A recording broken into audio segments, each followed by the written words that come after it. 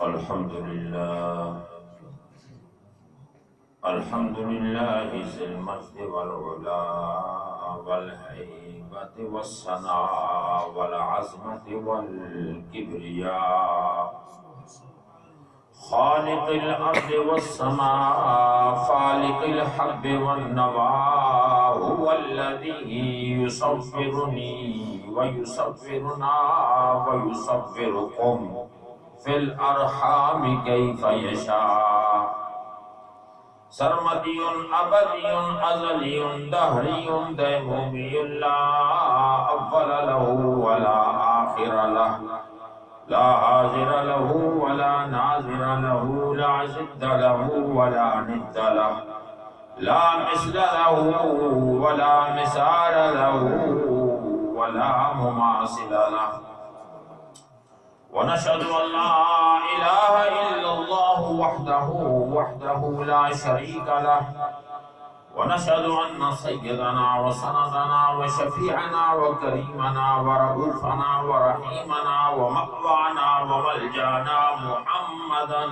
عبده ورسوله صلى الله تعالى عليه وعلى آله وصحبه وبارك وسلم أما بعد فأعوذ بالله من الشيطان الرجيم بسم الله الرحمن الرحيم وَلَكُمْ فِي رَسُولِ اللَّهِ أُسْوَةٌ حَسَنَةٌ صدق اللہ مولانا العظیم. محبت سے درود پڑھیے. الصلاۃ والسلام علیک یا سیدی یا رسول اللہ.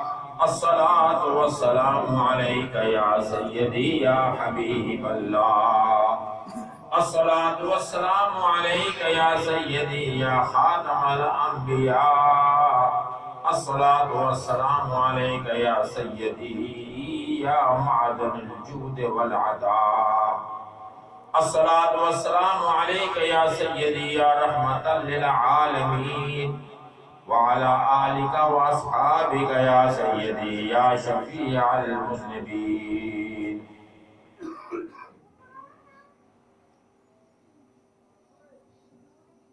جانور پیدا ہوئے تیری وفا کے واسطے، چاند سورج اور ستارے ہیں ضیاء کے واسطے. یہ کھیتیاں سرسبز ہیں تیری غذا کے واسطے. اے انسان یہ سارا جہاں تیرے لیے اور تو خدا کے واسطے. تو نام لے اللہ کا اور کام لے ان سے. جب تو پھرا اللہ سے یہ پھر گئے تجھ سے. محمد کی محبت دین حق کی شرط اول ہے. اگر اسی میں ہو خامی تو سب کچھ نامکمل ہے. کیونکہ محمد ہے متاع عالم ایجاد سے پیارا، پدر مادر برادر جان مال اولاد سے پیارا. جس دل میں محمد کی محبت نہیں ہوتی اس پر کبھی اللہ کی رحمت نہیں ہوتی.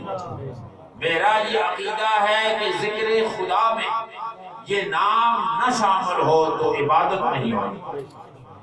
جان لے ایمان کی ہے جان حب مصطفیٰ.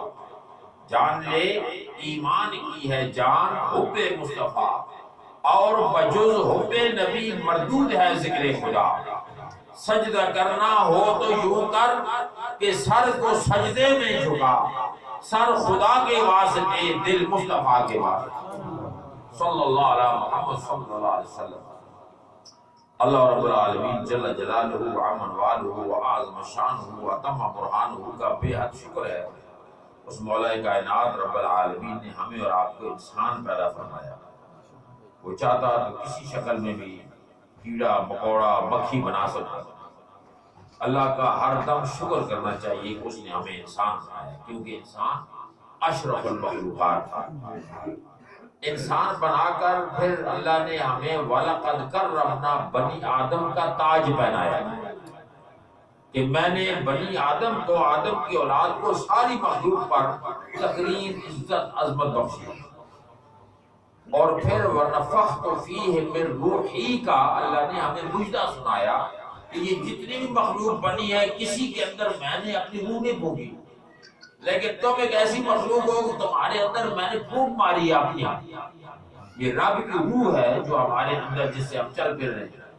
تو اللہ نے صرف جو روح پھونکی ہے یہ انسان میں پھونکی، اور پھر اس سے بڑا احسان یہ اللہ نے کیا کہ ہمیں مسلمان کے گھر میں پیدا کر کے اپنے آخری نبی، محبوب نبی، آقا نامدار، مجدی تاجدار، تاجدار عرب و عجم، فخر بنی آدم سید کل، فخر الرسل، احمد مجتبی، جناب محمد رسول اللہ صلی اللہ علیہ وسلم کو امتی بنائے، جن کا امتی بننے کے لیے نبی جو تھے، انبیاء اور رسول، اولو العزم رسول جو تھے، وہ بھی بےتاب تھے کہ کاش تو ہمیں نبی کا امتی بنا دے. یہی وجہ ہے کہ عیسیٰ علیہ السلام نبی کا امتی بن کر اس امت میں اتر رہے ہیں. عیسیٰ علیہ السلام 50 سال اس سرزمین پر رہیں گے، نبی کا کلمہ پڑھیں گے، لا الہ الا اللہ محمد رسول اللہ پڑھیں گے، نکاح فرمائیں گے، بچے ہوں گے، اولاد ہوگی، نکاح بھی شریعت مصطفیٰ کے مطابق. یہ سارا نظام اس لیے ہے کہ حضرت عیسیٰ نے رب سے عرض کیا، یا اللہ تو مجھے اس نبی کا امتی بنا دے. اور ان چیزوں کی طرف اگر یہ چیزیں اگر اسکولوں میں پڑھائی جائیں، یہ پاکستان اسلام کے نام پر بنا ہے، اور یہ واحد جناب یوں سمجھیں کہ ملک ہے جو اسلام کے نام پر، اور اسرائیل واحد ملک ہے جو یہودیت کے نام پر بنا ہے.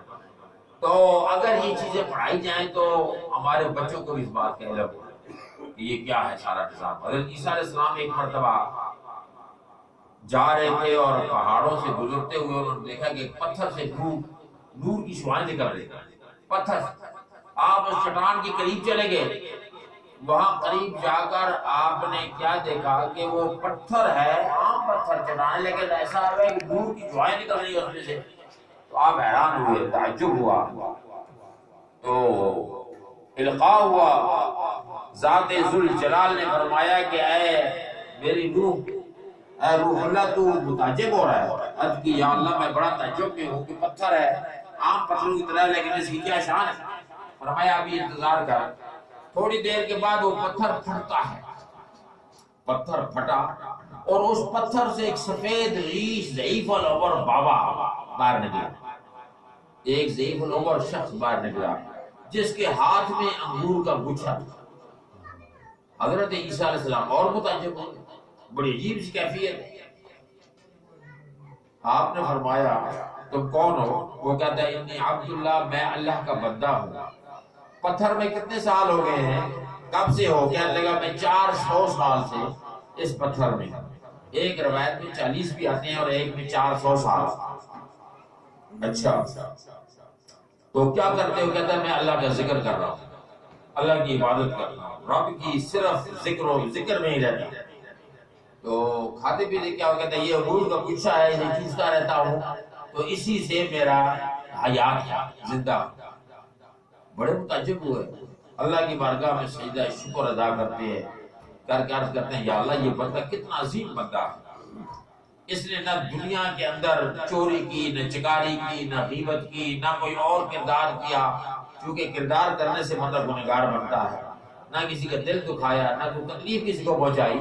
یہ تو پتھر میں ہی رہا 400 سال اور تجھے ہی یاد کرتا رہا، تو یقیناً یہ تیرا سب سے زیادہ برگزیدہ ہوگا، سب سے زیادہ مقرب ہوگا.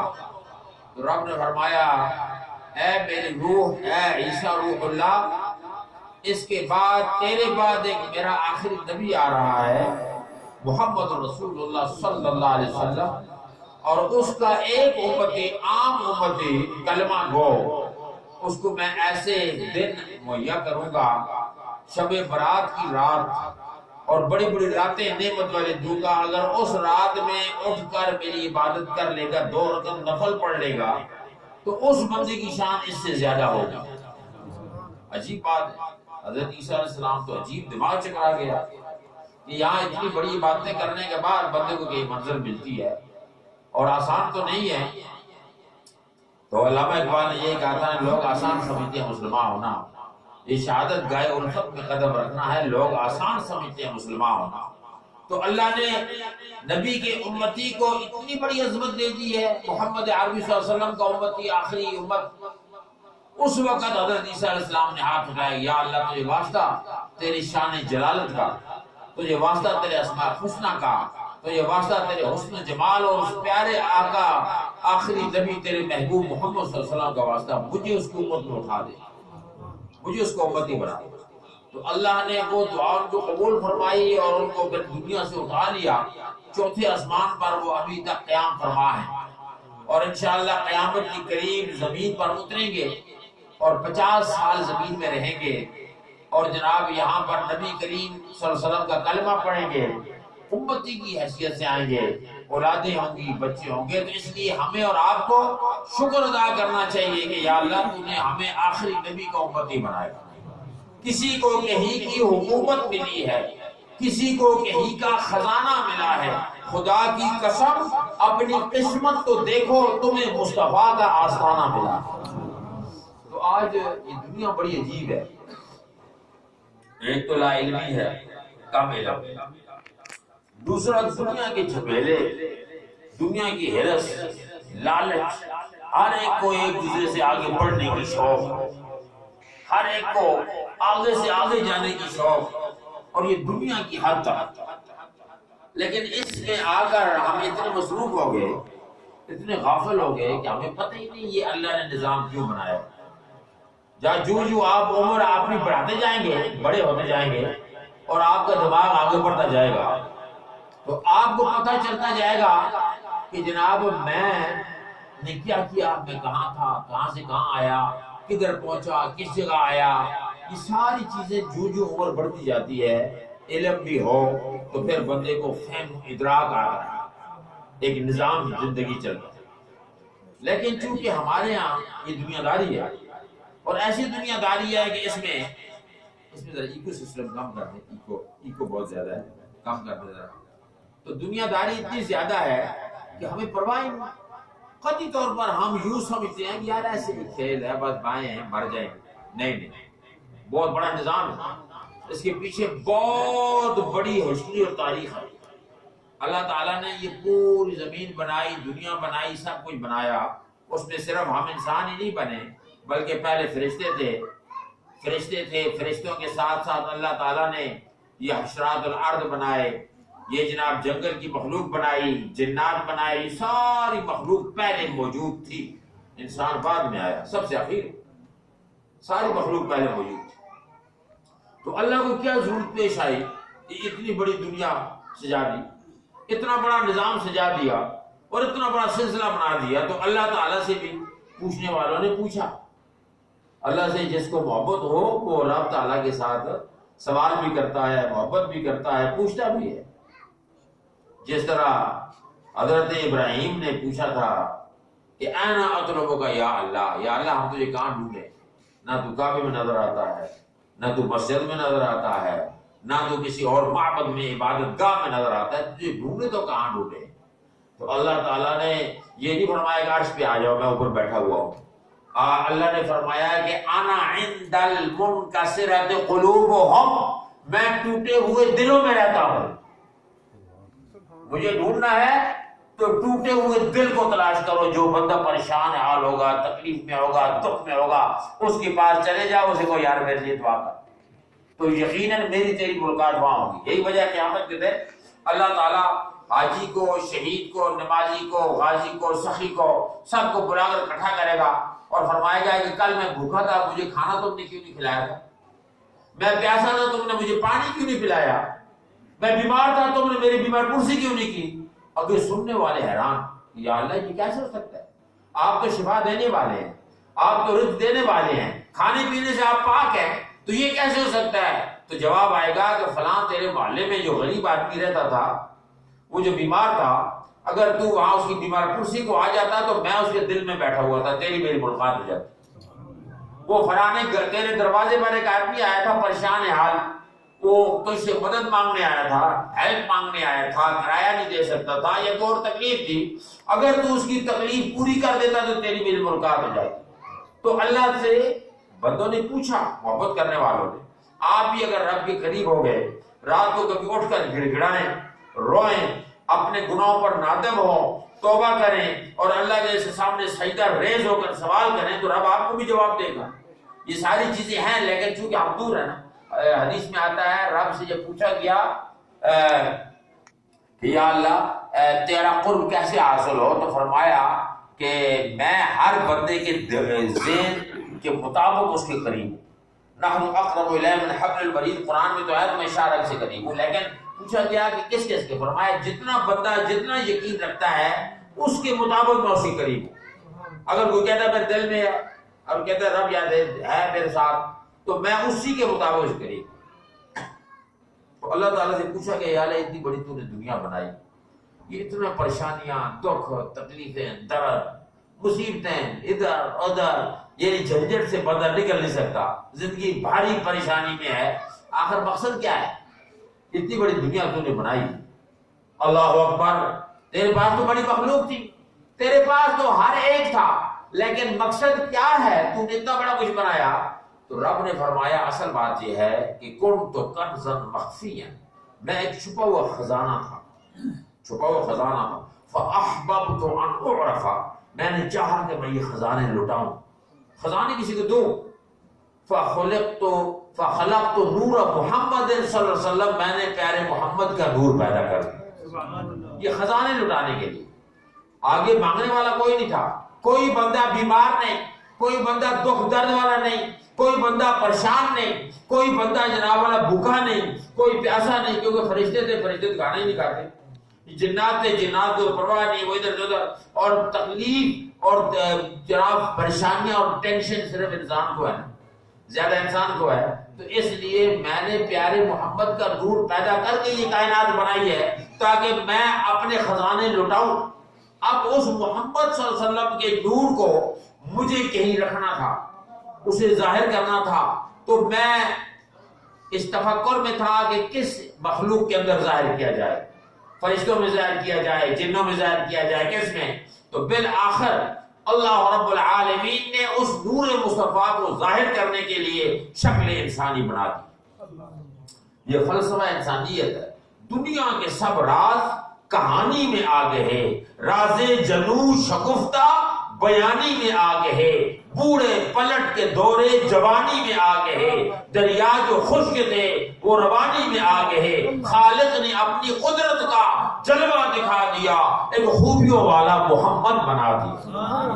اسی لیے حضور نے فرمایا یا ابا بکر لم یعرفنی حقیقتی سوا ربی، میرے رب کے سوا میری حقیقت کوئی نہیں جانتا، میرے رب کے سوا میری حقیقت کوئی نہیں جانتا۔ اللہ اکبر۔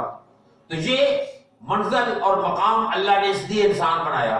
آپ نے قرآن پڑھا ہوگا، قرآن پاک میں بھی ہے کہ اللہ تعالیٰ فرماتا ہے وَإِذْ قَالَ رَبُّكَ لِلْمَلَائِكَةِ إِنِّي جَاعِلٌ فِي الْأَرْضِ خَلِيفَةً قَالُوا أَتَجْعَلُ فِيهَا مَن يُفْسِدُ فِيهَا وَيَسْفِكُ الدِّمَاءَ وَنَحْنُ نُسَبِّحُ بِحَمْدِكَ وَنُقَدِّسُ لَكَ۔ قرآن پاک میں ہے کہ رب فرماتا ہے جب میں نے انسان بنانا چاہا تو میں نے فرشتوں کو اکٹھا کر لیا، فرشتوں سے مشورہ لیا، حالانکہ رب کو مشورے کی کوئی ضرورت نہیں، وہ خالق ہے، وہ سب جانتا ہے، ظاہر باطن، اچھا برا کیا کرے گا، اور جو چاہے کر سکتا ہے، نہ اسے کوئی پوچھنے والا ہے اور نہ اسے کوئی سوال کرنے والا ہے، لیکن وہ ہمیں اور آپ کو بتانے کے لیے قرآن میں یہ آیت نازل ہو گئی تاکہ انسان سمجھے کہ اللہ تعالیٰ کیا چاہتا ہے آپ سے۔ وَإِذْ قَالَ رَبُّكَ، اور جب کہا آپ کے رب نے، اے میرے حبیب محمد صلی اللہ علیہ وسلم، اللہ حضور کو ہر جگہ مخاطب کر رہا ہے، اس لیے کہ حضور ہر جگہ موجود تھے۔ ہمارا یہ ایمان ہے اہل سنت کا کہ جب نبی کا نور پیدا ہوا تو اللہ نے اس نور میں یہ پاور پیدا کر دی کہ ہر جگہ اسے گواہ بنایا۔ اِنَّا أَرْسَلْنَاكَ شَاهِدًا وَمُبَشِّرًا وَنَذِيرًا وَدَاعِيًا إِلَى اللَّهِ بِإِذْنِهِ وَسِرَاجًا مُنِيرًا۔ قرآن کہتا ہے میرے حبیب ہم نے آپ کو گواہ بنا کے بھیجا، پوری امت پر آپ گواہ ہیں کیونکہ آپ تھے۔ یہی وجہ ہے کہ قرآن میں جہاں کہیں بھی آتا ہے اس میں اذکر چھپا ہوا ہے، عربی کا مطلب ہے یاد کیجیے اے میرے حبیب اس وقت کو۔ علم جہاں آئے گا اس میں بھی چھپا ہوا ہے کہ یاد کیجئے، علم ترا کیف، علم ترا کیا تو نے نہیں دیکھا جب وہ ہاتھی والے آئے تھے، کعبے پر حملہ کرنے آئے تھے اور ہم نے ان کے ساتھ کیا کیا۔ یعنی ہر جگہ حضور کو مخاطب کر کے رب کہہ رہا ہے۔ آگے مخلوق اور حضور کے امتی جو ہے بیچارے ان پڑھ ہیں، اکثریت اس لیے ترجمے غلط کر کے اب تو میڈیا کے اوپر ایسے ایسے لوگ آ گئے جنہیں نہ عربی آتی ہے نہ قرآن نہ اس کی بنیادیں، وہ اپنے معنی بیان کرتے رہتے ہیں۔ اللہ تعالیٰ نے قرآن کے اندر حروف مقطعات کیوں اتارے ہیں؟ الف لام میم، الف لام میم صاد، ہا میم عین سین قاف، یاسین ہا میم تا ہا، یہ سارے کیوں اتارے ہیں؟ یہ وہ کوڈ ورڈ ہے جو صرف اللہ جانتا ہے اور پیارا محمد جانتا ہے صلی اللہ علیہ وسلم، جبریل کو بھی پتہ نہیں۔ میان عاشق و معشوق رمزیز فارسی کا شعر ہے، میان عاشق و معشوق رمزیز کرامن کاتبین را ہم خبر نیست۔ ایسی رمزیں ہوتی ہیں کہ جو جناب کرامن کاتبین کو پتہ نہیں ہوتا، اور رب اب یہ امت کہتی ہے کہ رسول اللہ صلی اللہ علیہ وسلم معاذ اللہ ان پڑھ ہے، امی سے مراد انہوں نے لیا کہ حضور ان پڑھ ہے معاذ اللہ۔ حالانکہ بات یہ ہے کہ جس وقت جبریل آئے تھے وہاں غار حرا میں اور انہوں نے کہا تھا اقرا پڑھیے، حضور نے فرمایا ما انا بقارئ، میں پڑھنے والا نہیں ہوں، میں نہیں پڑھوں گا۔ قارئ اسم فاعل ہے، قرأ یقرأ قرأ فهو قارئ۔ قارئ جو ہے یہ صرف، اصل بات یہ ہے کہ ابھی اس پر جو آپ کا میڈیا ہے اس پر بڑے بڑے لوگ داڑھی منڈے بھی تفصیلیں بیان کر رہے ہیں، تقریباً تو ہم ایک دفعہ اس کو بھیجتے ہیں۔ تو اس قرآن کو سمجھنے کے لیے علم صرف، علم نحو چاہیے، اور یہ سارے علوم ہیں، 14 علوم ہیں، 14 علوم اگر آپ پڑھیں گے پھر آپ کو چلے قرآن کیا، قرآن کے اندر کیا ہے۔ آج تک لوگ کہتے تھے کہ جناب والا جہاز، جب امریکہ نے کہا کہ ہمارے 3 آدمی چاند پر گئے ہیں، سب نے کفر کے فتوے لگانے شروع کر دیے، نہیں ہو نہیں سکتے، سوال ہی پیدا ہوتا سوال، اور سارے جناب پریشان ہو گئے۔ تو پھر ایک عالم نے قرآن سے ایک آیت میں دکھا دی اور کہا جی قرآن کے اندر لکھا ہوا ہے کہ لوگ جائیں گے، اس سے نہیں جائیں گے، آگے بھی جائیں گے، مریخ پر بھی جائیں گے۔ والقمر اذا اتسق لترکبن طبقا عن طبق فما لهم لا یؤمنون۔ مجھے قسم ہے اس چاند کی، اس کے پورے ہونے کی، انقریب کچھ لوگ، یعنی جمع کے صیغہ بولا، جمع صرف 3 پر آتی ہے، کم از کم 3 بندے ہوں تو جمع کے صیغہ بولا جاتا ہے، لترکبن، وہ اس پر سفر کریں گے اور چاند پر جائیں گے۔ پھر فرمایا چاند پر یعنی ان کا دل پورا نہیں ہوگا کام، بلکہ طبقاً عن طبقاً، اگلے بھی سفر جو کوئی جاری رکھیں گے۔ فما لهم لا یؤمنون، کیا ہو گیا کہ وہ ایمان پھر بھی نہیں لائیں گے۔ تو بندے امریکہ سے پہلے جو یہ تھے وہ چاند پر 3 گئے تھے، تو علماء نے فرمایا دیکھو یہ قرآن کے اندر، یعنی ہر چیز قرآن تو ایسا بحر بے کراں ہے کہ جو بندہ جتنا گہرا غوطہ لگائے گا وہ وہاں سے ہیرے چن چن کے لائے گا۔ میں 1979 سے فارغ تحصیل ہوا، یہ علوم قرآنیہ سے جامع رضی علوم سید حسین الدین شاہ صاحب، انہیں کے گاؤں کا اسی گاؤں میں، اور پھر مفتی شجاعت علی قادری، مفتی منیب الرحمان صاحب کے مفتی کورس کیا۔ پھر مجھے شوق تھی باہر جانے کی، اللہ نے کرم کر دیا 1982 میں حرم میں چلا گیا مکے، اور مکہ شریف میں ہی میں رہا، کعبے میں 4 دفعہ گیا، ماشاءاللہ 4 حج کیے، وہاں میں چیف سپروائزر تھا حرم شریف میں۔ وہاں سے ہی اللہ نے مجھے کرم کیا، ساؤتھ افریقہ چلا گیا، میری ساؤتھ افریقہ کی شہریت ہے، میرا پاسپورٹ وہاں کا ہے، نیشنلٹی وہاں کی ہے، پاکستانی ہوں، فیملی میری وہاں ہے، ابھی ساؤتھ افریقہ۔ میں پھر ادھر آ گیا واپس، میں نے سوچا کہ ابھی یہاں کو دین کا کام کریں، کوئی مدرسہ کو دارالعلوم بنائیں، اور پھر انشاءاللہ العزیز دوبارہ ایسے، ابھی کرونا درمیان میں آ گیا، اس طرح حالات سارے وہ ہو گئے۔ تو پوری دنیا دیکھنے کے بعد بڑا تجربہ ہوا، اور علم جو ہے وہ بھی بڑا فائدہ پہنچاتا ہے، لیکن علم سے زیادہ فائدہ تجربہ پہنچاتا ہے، جو یہاں کے ہمارے لوگوں کو، ہمارے علماء اور لیڈروں کو بہت کم ہے۔ علم ماشاءاللہ جو بزرگ ہیں جنہوں نے دنیا دیکھی، اسی لیے اللہ تعالیٰ فرماتا ہے سیرو فی الارض، زمین میں سیر کرو، جائے کرو دائیں بائیں، سیرو فی الارض، اور جا کے دیکھو کہ کیا حال ہم نے کیا ہے پہلی امتوں کا۔ اور پھر فرمایا تفکروا فی آلاء اللہ، اللہ کی نعمتوں میں، تخلیق میں غور کیا کرو، دیکھو جا کر دنیا میں کیا ہے۔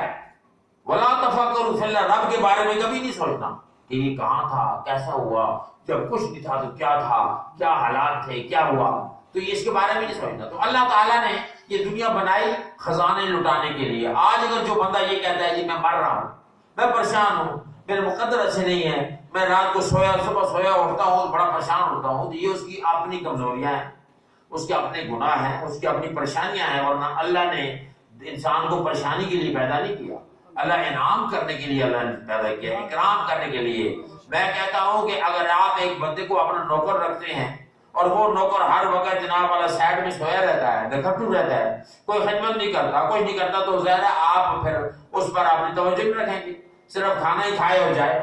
لیکن اگر ایک نوکر آپ کی مزاج کے مطابق آپ کے پورے کام صحیح کرتا ہے اور آپ اس سے خوش ہو جاتے ہیں، تو آپ اس کو ہر وقت نوازتے رہتے ہیں، آتے ہوئے بھی کچھ دے دیا، جاتے ہوئے کچھ دے دیا، کوئی محفل ہوئی کچھ دے دیا، کوئی فنکشن ہوا، تو پھر کیونکہ وہ نوکر آپ کی وفاداری میں ہے کہ محمد سے وفاتوں نے تو ہم تیرے ہیں، یہ جہاں چیز ہے کیا لوح و قلم تیرے ہیں۔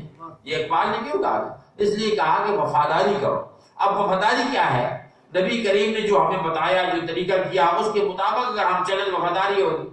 تو اللہ نے جب فرشتوں نے کہا کہ وَإِذْ قَالَ رَبُّكَ لِلْمَلَائِكَةِ، جب تیرے رب نے فرشتوں سے پوچھا اِنِّي جَاعِلٌ فِي الْأَرْضِ خلیفہ، میں زمین میں خلیفہ بنا رہا ہوں۔ سوال بڑا عجیب ہے، یہ نہیں فرمایا کہ میں زمین میں انسان بنا رہا ہوں، ایک بشر بنا رہا ہوں، مٹی سے بنا رہا ہوں، اس طرح دو ٹانگوں والا ہوگا انسان اور اس طرح سر کھوپڑی ہوگی، اس طرح ہوگا۔ فرمایا میں زمین میں خلیفہ، خلیفہ ایک بندے کی پاور، خلیفہ کہتے ہیں استثناء اور نائب کو، اس طرح وزیر اعظم کا خلیفہ ہوتا ہے، پریزیڈنٹ کا خلیفہ ہوتا ہے نائب، جب وہ ملک چھوڑ کے جاتا ہے پیچھے سارا نظام اس کے ہاتھ میں ہوتا ہے۔ وزیر اعظم کا خلیفہ ہوگا نائب وزیر اعظم، جب وہ چلا جائے گا پیچھے اس کے ہاتھ نظام ہوگا۔ تو میں خیال رکھتا ہوں اور بنا رہا ہوں خلیفہ۔ فرشتوں سے سوال ہوا۔ اچھا اب عجیب بات ہے کہ فرشتوں نے آگے سے جو جواب دیا سوال پر، چاہیے تو یہ تھا کہ فرشتے پوچھتے کہ یا اللہ کہاں جانے کا پروگرام ہے، کہیں آپ چھٹی جا رہے ہیں، ہالیڈے پہ جا رہے ہیں، کچھ جگہ چھوڑ کے جا رہے ہیں، پروگرام کیا ہے آپ کا؟ تو انہوں نے یہ سوال نہیں کیا، یہ نہیں پوچھا۔ آپ ذرا غور فرمائیے، دو چار باتیں کر کے ختم کرتا ہوں، انشاءاللہ مجھے پتہ ہے آپ کھانے کا ٹائم ہے، نماز کا وقت ہے، نماز پڑھیں گے انشاءاللہ، یہاں ہی پڑھیں گے، اور 1:40 ہوئے پوائنٹ، ٹھیک ہے انشاءاللہ 10-15 منٹ۔ تو فرشتوں کو چاہیے تو یہ تھا کہ پوچھتے نا اللہ جی کدھر جانے کا خیال ہے، پوچھتے یہ نا، لیکن انہوں نے عجیب بات کر دی فرشتوں نے کہا أَتَجْعَلُ فِيهَا مَن يُفْسِدُ فِيهَا وَيَسْفِكُ الدِّمَاءَ نَحْنُ نُسَبِّحُ بِحَمْدِكَ وَنُقَدِّسُ لَكَ، کیا تو ایسا مخلوق بنانے کا ارادہ رکھتا ہے جو فساد کریں گے، فتنے کریں گے، لڑائیاں کریں گے، جھگڑے کریں گے، ایک دوسرے کو نیچا دکھائیں گے، حسد کریں گے، بغض کریں گے، ڈاکے ڈالیں گے، اور یفسد فیہا ویسفک الدماء، خون بہائیں گے، قتل کریں گے، ایسی مخلوق تو بنا رہا ہے؟ تو اللہ نے اس کے جواب میں کیا فرمایا؟ وہ کہتے ہیں نحن نسبح بحمدک، یا اللہ ہم تیری تسبیح کرتے ہیں، تیری عبادت ہم کر رہے ہیں، ساری نیکیاں ہم کر رہے ہیں، ہمیں اور تیرا ہم پر خرچہ بھی کوئی نہیں، خرچہ کوئی نہیں نا، آپ ایک نوکر رکھ لیں اور اسے جناب روٹی بھی دیں، تنخواہ بھی دیں، کمرہ بھی دیں، رہائش بھی دیں، اور پھر اس میں جناب والا رکھیں، اور ایک بندہ ایسا آپ کو مل جائے جس کا گھر اپنا ہو ساتھ، وہ کہ یہ فکر نہ کرے میں بوڑھا ہوں ایسے ہی یہاں بیٹھا رہوں گا، چوکیداری کرتا رہوں گا، کوئی دینے مینے کی ضرورت نہیں، تو آپ کہیں گے یار چلو یہ فری میں ہے، اس کو جتنا جی جائے دے دیا کریں گے۔ فرشتوں نے یہ کہا کہ ہم نہ روٹی کھاتے ہیں، نہ کپڑے پہنتے ہیں، نہ ہمیں ہوا چاہیے، نہ فضا چاہیے، نہ برسات چاہیے، نہ بارشیں چاہیے، نہ یہ نہ وہ، لٹر پٹر ہم تو کچھ بھی نہیں لیتے، تیری عبادت میں لگے ہوئے ہیں، تو یہ عبادت کے لیے پیدا کرنا ہے نا یہ مخلوق، تو ہم یا اللہ تیری عبادت ہم کر رہے ہیں، تو جب یہ تیری عبادت ہم کر رہے ہیں تو ضرورت کیا ہے ایسے فتنے پھیلانے والے کو پیدا کرنا، فسادیہ، لڑائی کرنے والا، جھگڑے کرنے والا، قتل کرنے والا، یہ جناب والا یہ ایسا مخلوق تو پیدا کر رہا ہے۔ تو اللہ نے اس کے جواب میں فرمایا انی اعلم ما لا تعلمون، فرشتوں جو میں جانتا ہوں وہ تم نہیں جانتے، تم دیکھ رہے ہو صرف بشر، اور میں اس بشر کے اندر دیکھ رہا ہوں جناب جمال محمد صلی اللہ علیہ وسلم، تم دیکھ رہے ہو حضرت آدم کا دنیا میں چلنا، میں حضرت آدم کی پیشانی میں نور محمد دے رہا ہوں صلی اللہ علیہ وسلم، تم حضرت نوح کو دیکھ رہے ہو، میں حضرت نوح کی کشتی کو نور مصطفیٰ کی برکت سے جناب جودی پہاڑی پہ لگتا دیکھ رہا ہوں، تم یہ دیکھ رہے ہو، میں وہ دیکھ رہا ہوں، تم نمرود دیکھ رہے ہو، میں ابراہیم خلیل اللہ دیکھ رہا ہوں، تم جناب فرعون دیکھ رہے ہو، میں موسیٰ کلیم اللہ دیکھ رہا ہوں، تمہاری نگاہ ادھر ہے، میری نگاہ ادھر، ایول پہ تمہاری نگاہ ہے، اور تم وہ بیان کر رہے ہو، میں یہ بیان کر رہا ہوں۔ اب انہوں نے کہا یا اللہ پھر کیسے بنائیں؟ تو رب نے فرمایا کہ آپ نے عرش کے پاؤں میں دیکھا ہے کسی کا نام میرے نام کے ساتھ؟ انہوں نے کہا جی بالکل دیکھا ہے، لا الہ الا اللہ محمد رسول اللہ، محمد کا نام آپ نے دیکھا صلی اللہ علیہ وسلم۔ فرمایا یہ جو مخلوق بنے گی یہ محمد کے نام پر بنے گی، یعنی سر میم کا ہوگا، میم کی طرح سر ہوگا، اور بازو ہے والے بنیں گے، اور پھر دھنی جو ہے یہ دوسرے میم کی بنے گی، اور یہ دو ٹانگیں دال کی مثل بنے گی، تو محمد کی شکل میں میری مخلوق بنا دو۔ اللہ اکبر۔ یہ وہ فلسفہ ہے جسے ہر شخص سے اس طرح پہنچ نہیں رکھتا۔ پھر دوستوں اور بزرگوں، آج کی مبارک محفل سادات فیملی کے ہاں محبت سے ایصال ثواب کی محفل، ذکر مصطفیٰ کی محفل ہے۔ اللہ نے فرمایا وَرَفَعْنَا لَكَ ذِكْرَكَ، اے میرے محبوب میں تیرا ذکر بلند کر دوں گا۔ تو انہوں نے پوچھا جی کیسے بلند کریں گے، ذکر کیسے بلند ہوتا ہے؟ فرمایا جس جگہ ذکر ہوگا وہاں رحمت برسے گی میری۔ اور ومن اعرض عن ذکری فان له معیشۃ ضنکا ونحشره یوم القیامۃ اعمی۔ قرآن میں آتا ہے، رب نے فرمایا جس نے میرے محبوب کے ذکر سے منہ موڑا۔ مفسرین نے فرمایا کہ ذکر محمد ہے یہ، کیونکہ رب نے فرمایا جعلت ذکرک ذکری، اے میرے حبیب محمد میں نے تیرے ذکر کو اپنا ذکر بنا لیا ہے، کیونکہ من یطع الرسول فقد اطاع اللہ، جس نے محمد کی اطاعت کی اس نے رب کی اطاعت کر لی۔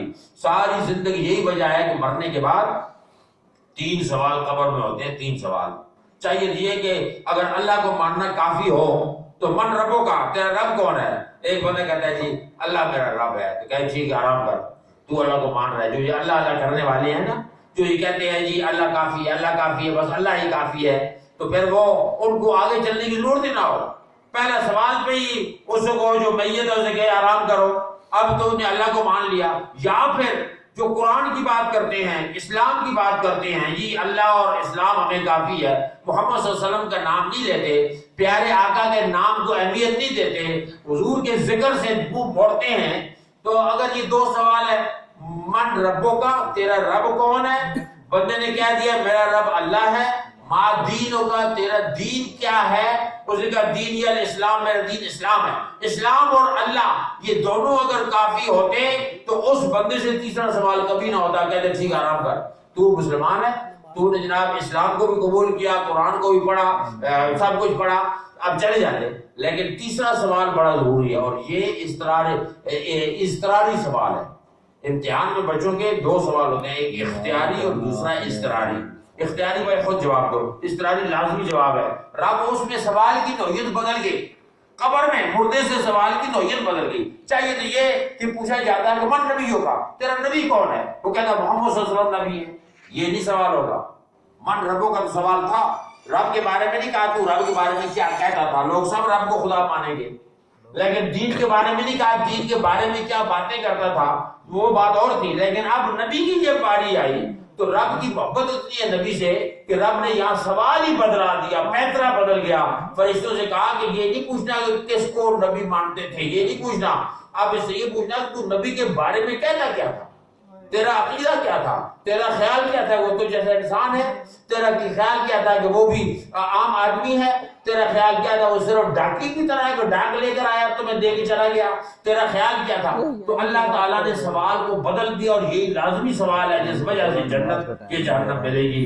سبحان اللہ، قربان جائیے۔ اس لیے لازم اور ضروری ہے کہ محمد کی محبت دین حق کی شرط اول ہے، اگر اسی میں ہو خامی تو سب کچھ نامکمل۔ کبھی کبھار آپ تاریخ پڑھیں، ابھی تاریخ اور ہسٹری پڑھیں تو آپ کو پتہ چل 2-3 منٹ میں انشاءاللہ آپ نماز یہیں پڑھیں گے، آپ لوگ باوضو ہوں گے، تو تاریخ اور ہسٹری پڑھیں تو پتہ چلتا ہے کہ وہ زمانہ جب پیارے آقا صلی اللہ علیہ وسلم آئے، اعلان نبوت کیا، تکلیفیں اٹھائیں مکے میں، نہ اس مکے کے اندر فیسلٹیز تھی، نہ سہولتیں تھیں، نہ دیکھو جو سہولتیں آج کل ہمارے پاس ہیں وہ ان لوگوں کے پاس تھی نہیں تھی۔ کسی کے پاؤں میں جوتے بھی نہیں تھے، بیچارے غریب لوگ تھے۔ ان لوگوں نے نبی پر اپنی جانیں قربان کیوں کر دی، سب کو چھوڑ دیا، یعنی ناپوش ہوتے ہوئے بھی مکے میں لوگوں نے اپنے گھر، کاروبار، رشتہ دار سب کو چھوڑ کے مدینے کی طرف چل دیے، پیارے آقا کے پیچھے پیچھے چل پڑے۔ کیوں؟ انہوں نے کوئی کمال دیکھا ہوگا نا، نبی کے اندر کوئی جمال دیکھا ہوگا، نبی کے اندر کوئی خوبی دیکھی ہوگی۔ آج کل ہم کوئی بڑے سے بڑا پیر بھی آ جائے نا، ہم اسے قریب نہیں جاتے، ہم دیکھتے ہیں یار اس کے اندر کمال کیا ہے، اس کے اندر دیکھو صحیح ہو کیا رہا ہے، اس کے اندر جا کے دیکھو ایک شخص آیا ہوا پچھلے دنوں میں، کوئی جناب عرب سے آیا، وہ پھونک مارتا ہے تو کہتے ہیں جی گھوکا بول پڑتا ہے، وہ سارے لوگ جناب لائنیں لگا کر اسلام آباد پہنچ گئے، اور جناب والا اور سب نے پھر فیس بک پہ ڈالا سب جھوٹ ہے جی، یہ سارا فراڈ ہے جی، بڑی بڑی باتیں آنے لگی۔ اس کی وجہ یہ ہوئی کہ آگے سے کچھ مل نہیں رہا تھا نا، صرف بھوک لگتی تھی، آگے فائدہ نہیں ہوتا تھا۔ لیکن نبی کے پاس جب آتے تھے، کافر آیا کہ اللہ حضور میں ایمان لانا چاہتا ہوں، میں کس طرح آپ کو مانوں، مجھے کوئی دکھاؤ نا۔ فرمایا کیا چاہتے ہو؟ کہتے ہیں وہ جو سامنے درخت کھڑا ہے، درخت، وہ جو درخت کھڑا ہے وہ آپ کی گواہی دے میں مان جاؤں گا۔ اسے خیال تھا حضور بیٹھے بیٹھے کہیں گے درخت، یہ درخت بولتے نہیں ہوتے، اور فرمایا اچھا ایسے کر، تو جا کے درخت سے کہہ، اگر میں کہوں تو کہے گا کہ شاید اس میں جادو ہے، تو جا کے درخت سے کہے کہ محمد صلی اللہ علیہ وسلم نے آپ کو بلایا ہے۔ جب تو کہے گا، وہ گیا درخت کے پاس، درخت ہلا دائیں بائیں رائٹ لیفٹ، اور محمد صلی اللہ علیہ وسلم کے قدموں میں آ کر اشہد ان لا الہ الا اللہ واشہد ان محمدا عبدہ ورسولہ پڑھا۔ تو کہنے کا مقصد یہ سارے کمالات اللہ نے نبی کو اس لیے عطا فرمائے تاکہ اللہ اپنے نور کے کرش میں جاری فرمائے، اپنا فیضان جاری فرمائے۔ اس لیے حضور نے فرمایا انما انا قاسم واللہ یعطی، میں ہر نعمت کو تقسیم کرتا ہوں، جو بھی تمہیں ملا ہے رب ہے موتی یہ ہے، قاسم دیتا وہ ہے، دلاتے یہ ہیں، رب کی بخشش ان کا صدقہ، کھاتے ہم ہیں کھلاتے یہ ہیں۔ اللہ تعالیٰ آج ذکر مصطفیٰ کی برکت سے اور آج جو نعت شریفیں ہوئی نبی کریم صلی اللہ علیہ وسلم کی حمد و ثنا بیان ہوئی، اس کی برکت سے ان کے جتنے مرحومین ہیں ان کی مغفرت فرمائے، درجات بلند کرے، اور ان کے گھر میں اور مال میں، حال میں، قیل و قال میں، رزق میں، اولاد میں خیر و برکت فرمائے۔ وآخر دعوانا الحمدللہ رب العالمین۔ جزاک